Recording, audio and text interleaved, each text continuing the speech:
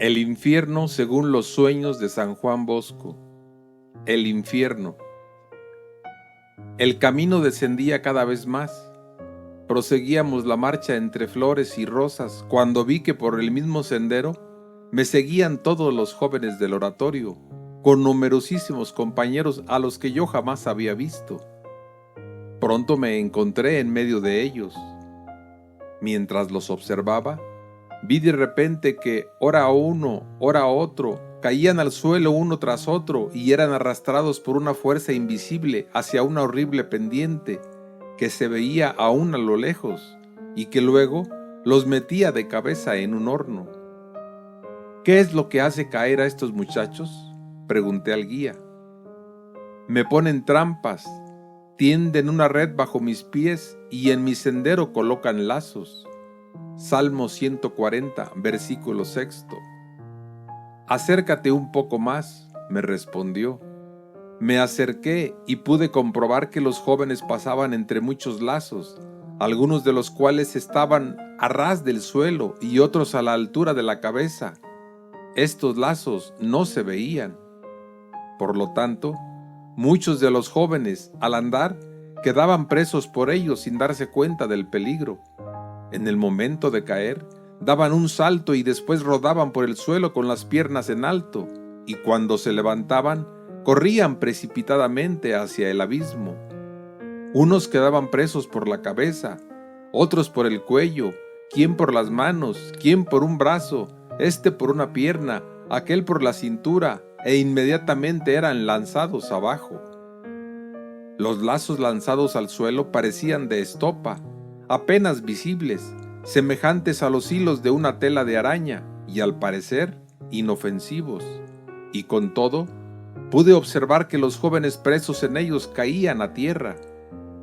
Yo estaba atónito y me dijo el guía: ¿sabes qué es esto?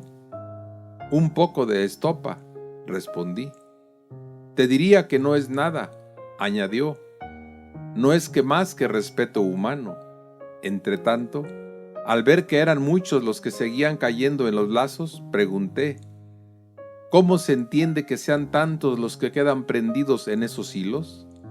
¿Quién es el que los arrastra de esa manera? Y él replicó: acércate más, observa y lo verás. Miré un poco y después dije: yo no veo nada. Mira mejor, replicó. Tomé en efecto uno de los lazos, tiré hacia mí y pude comprobar que no venía el otro extremo.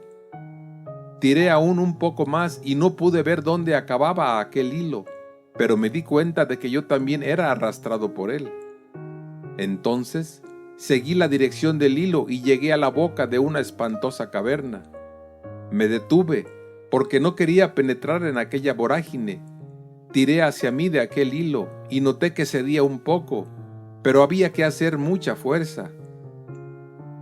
Y he aquí que, después de haber tirado mucho, salió fuera, poco a poco, un horrible monstruo que infundía espanto, el cual mantenía fuertemente agarrado con sus garras la extremidad de una cuerda, a la que estaban ligados todos aquellos hilos.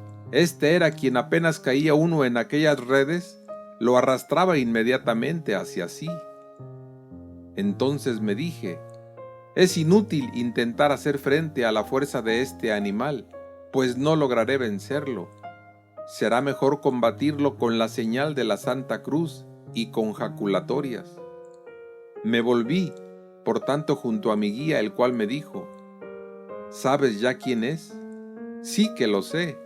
Es el demonio quien tiende estos lazos para hacer caer a mis jóvenes en el infierno.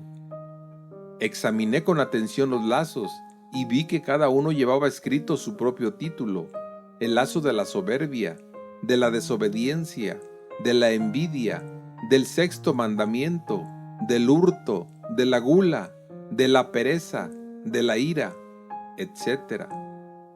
Hecho esto, me eché un poco hacia atrás para ver cuál de aquellos lazos era el que causaba mayor número de víctimas entre los jóvenes, y pude comprobar que eran los de la deshonestidad, la desobediencia y la soberbia. A este último iban atados otros dos. Después de esto vi otros lazos que causaban grandes estragos, pero no tantos como los dos primeros. Desde mi puesto de observación, vi a muchos jóvenes que corrían a mayor velocidad que los demás, y pregunté, ¿por qué esta diferencia? Porque son arrastrados por los lazos del respeto humano, me fue respondido. Mirando aún con mayor atención, vi que entre los lazos había esparcidos muchos cuchillos que, manejados por una mano providencial, cortaban o rompían los hilos. El cuchillo más grande procedía contra el lazo de la soberbia y simbolizaba la meditación.